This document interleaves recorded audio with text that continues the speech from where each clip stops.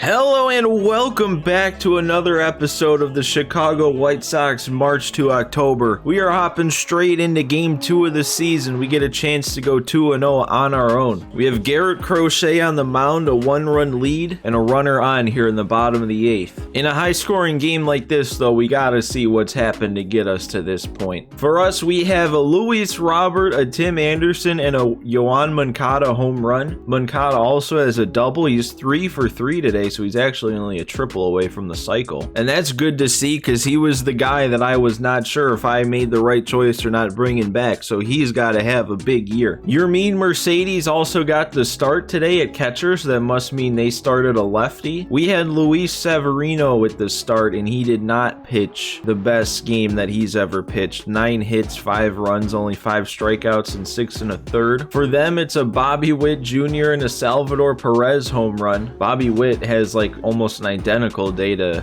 Moncada, 3 for 3 with a homer and a double. Their starter also gave up 5 runs in 6 innings. I'm not going to pretend to know who that is, but a Rodriguez that was probably a lefty. I'm assuming it's Eduardo. No, it wasn't. It's this Martin Rodriguez. Man, I've actually never encountered this guy, but he's only 21 and he already has 2 full seasons under his belt, and he's an 81. The Royals, man, they have some scary prospects here and there. But I want to spend the start of this episode talking about the future of the White Sox March to October next year in MLB The Show 23. Because I already said in last episode of this March to October here, we really didn't get him there. But I already said that this is going to be the final season of this White Sox March to October.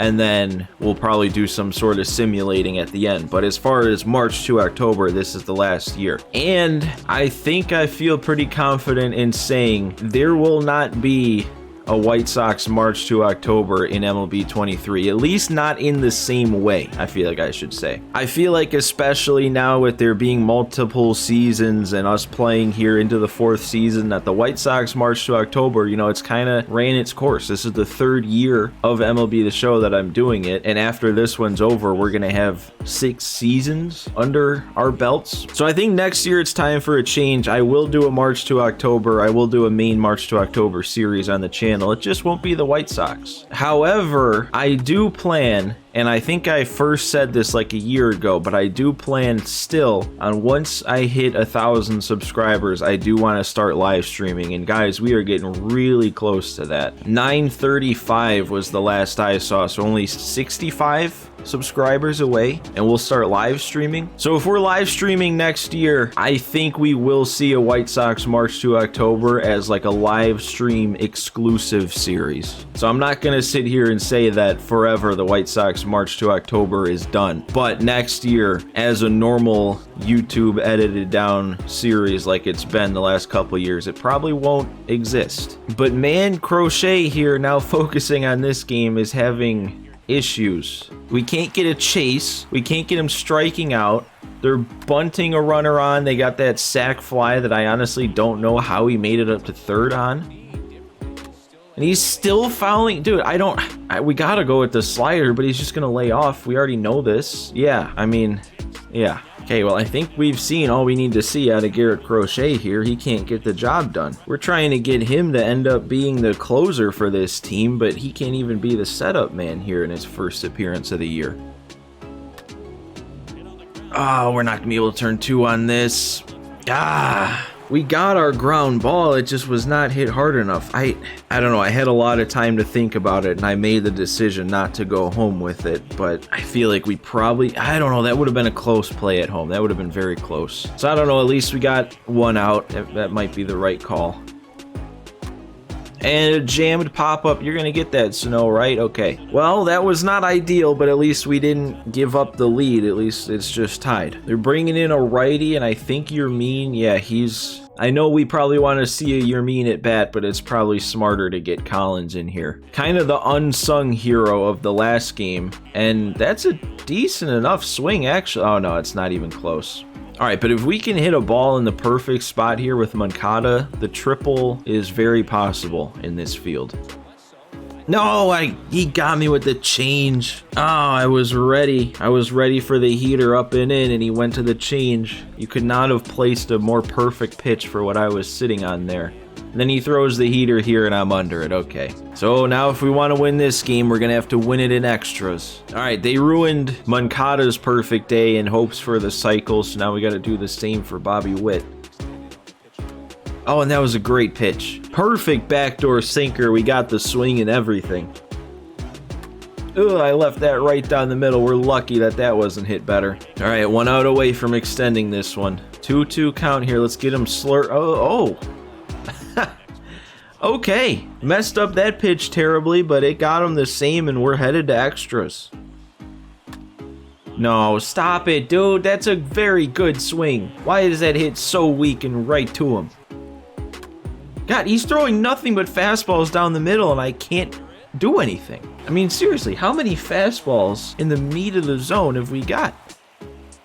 Oh, and the slider got me because of all the fastballs right down the middle. That one was tunneled perfectly. I don't know, I think I'm going to try and squeeze one more here out of Johnny Lasagna. He hasn't thrown too many pitches, and he's been doing good. Man, though, I feel like at the start of every season, I don't know what it is, but it feels like the CPU hitting is so much more difficult. Like, they're taking so many pitches that are right there that I feel like once the season gets going, they don't take for whatever reason. Perfect slurve, and he's just spitting on it. This same dude is about to bunt him over to second again and probably get on. And he's really pulling back the bunt on that close of a pitch. He's gonna get on. No, he's not. I thought he was faster than that. I think this is an intentional walk situation, though. His run doesn't matter. Base open, we gotta get the force out. I think we need a new look. I think we need a new look out there. We'll go to Kopech. Oh, that's way too close, man. All right, and that works. That should keep him at second, you would think. Yeah, okay. There we go. Perfect up and in. Kopech comes in, shuts the door. We're headed to 11. Shohei is batting. Come on, Shohei. You got this. Doesn't Shohei destroy the Royals in real life? Isn't that a thing? Oh, but not here. Not here, because I'm getting fooled below the zone on a pitch I should never be swinging at. Oh, I don't need to be swinging at that. 2-0 count. We could let that go. I thought it was more down the middle than on the edge like that. Sano, right back up the middle, but the shift.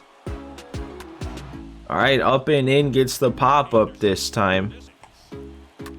Oh, okay, Bobby Witt. At least that's not a triple. At least we didn't give them the cycle. All right, we got him with the high change. I don't know if he swung the bat that entire at-bat. This guy's not swinging either. There we go. We get him to swing at the curve in the dirt. Of all the pitches he could have swung at. All right, man, this is turning into a marathon here. And they've still got their same pitcher in, and we've barely made him work with all the early count fastballs he's throwing down the middle that I'm not doing anything with.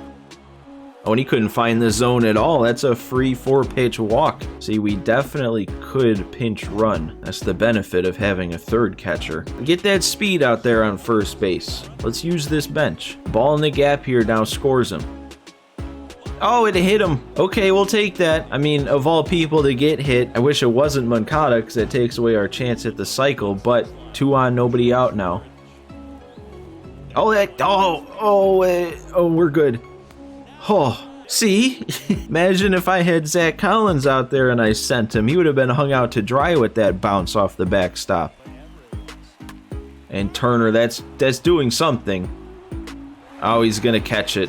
I thought for a second that had what it took to get to the gap, but we'll take that. We'll take our lead. Still a runner on second with only 1 out. We've got Liam Hendricks ready to go. I did not see that out of his hand. Really thought that was the heat. Completely sold out for it. I might have even been too early if it was the heat. There we go. Perfect from Robert. We're actually going to have to hold him up at 30, hit it so hard. Man, off the bat, I thought that was another run, but I don't know. With that throw being a little offline, it might have been close, but I don't know. And now we have Eloy. That's part of the other reason why you don't send him there, is because this whole lineup is loaded. I went chasing. I don't think that has enough to... Yeah. Okay. Well, maybe I should have sent him home then. All right. Wish I could have gotten more than just the 1-run lead, but that's going to have to do it for Hendricks. There we go. That's a good slider. He actually had good timing on it, though, so we'll go right back up and in, and he's behind it. Oh, and more heat outside this time froze him. One more here. Okay, he doesn't want to swing. Kind of hung that one. Let's go up and away again.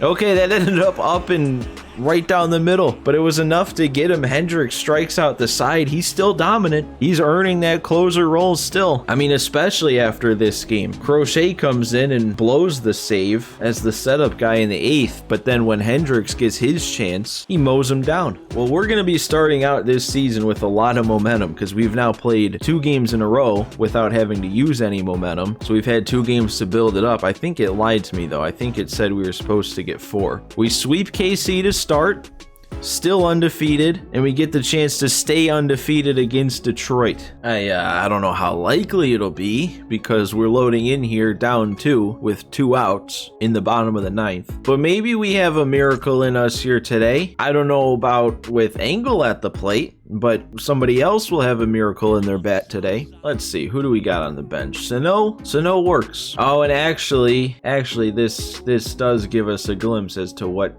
is going on here, because Angle is the DH today. I thought maybe he was just in as a replacement for the day, but Angle DHing, and I'm assuming that means Ohtani on the bump, so it's the same thing again. Man, why does the CPU not think? Like, you gotta fill in somebody as the DH when Shohei's pitching. So what's the logic that makes it use our worst hitter off the bench? All right, but we will get Sano up in here, the guy who should be DHing. Oh, I actually thought that was a good swing. It was a good swing. I was just a little late on it. 3-2. Okay, 3-2, 2 outs. That pretty much guarantees a ball in the gap, ties it now. Oh, that works. That works. That would have been ball 4, but we'll take the hit because with the runners on the move, that got him home. That got him up to 3rd. We're still going to need one more hit, though. They're bringing in a new pitcher, and TA's got to come through. All we need is a base hit. No. Okay, we're good. Oh, my God. I don't know how that was a ball, and they let me hold up.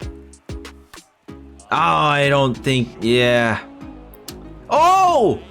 No way! What? A routine grounder and Baez threw it away? That ends the game. Oh my God, that is hilarious. We're still alive. We tied it. The worst that can happen is we go to extras. And yeah, I figured they'd be walking sheets with the base open. But that just means Vaughn is coming up with a chance to walk it off with the bases loaded. Vaughn with a perfect. That one has to carry.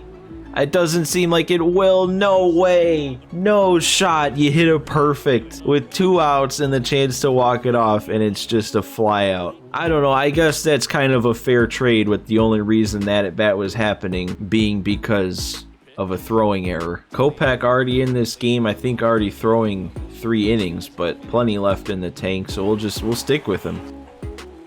And that's a 3-pitch strikeout. Terrible pitch. Missed that spot horribly, but we're lucky. Okay, this is the at-bat to be scared of. You know in real life that this would be the situation where Baez would redeem himself. And he's not going to do it here. Weak grounder to Turner. Let's walk it off before this one gets out of hand like the last one. Zach Collins, 0 for 4 today. Seems like a perfect time to get your first hit. Oh, Collins? He did it!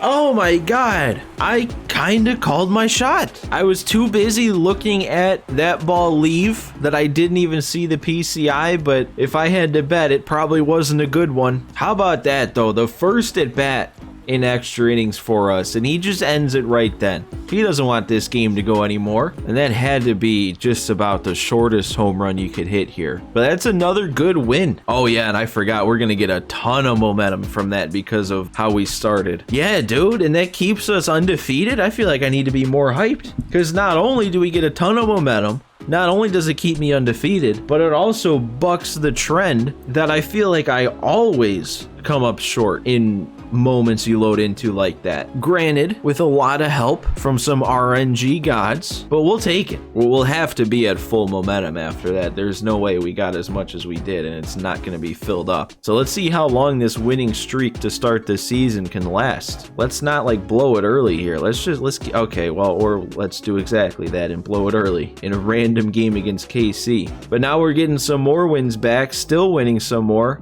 on another big streak already, and we get an Andrew Vaughn player lock again early in the season. I think with that being our next key moment, then it's a perfect time to end this episode and save that one for the start of the next one. But how about that? A pretty solid episode here to start. Couple of extra innings wins. So guys, make sure if you haven't already, hit that like button for me. And if you're not subscribed to the channel, because I know a lot of you guys that watch these episodes of this March to October aren't subscribed. If you're this far in, man, do me that favor of hitting the subscribe button. I mentioned earlier, once we get to 1,000, I'm live streaming, and we gotta get to 1,000 to live stream, and we gotta live stream to play White Sox March to October next year. So all that just to say, if you haven't hit the subscribe button for me, if you're not subscribed to the channel, do me a favor, hit that for me. We're getting real close. But that does it for this one, guys. Thanks for watching today. Thanks for stopping by, and I will see you next time.